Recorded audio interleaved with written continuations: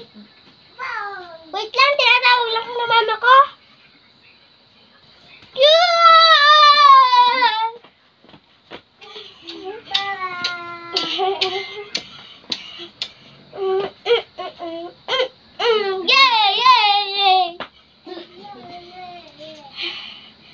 Bakit ba?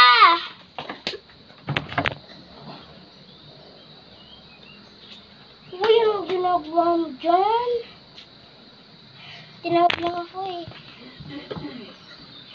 Ano ba kasi ang hinahawakan mo?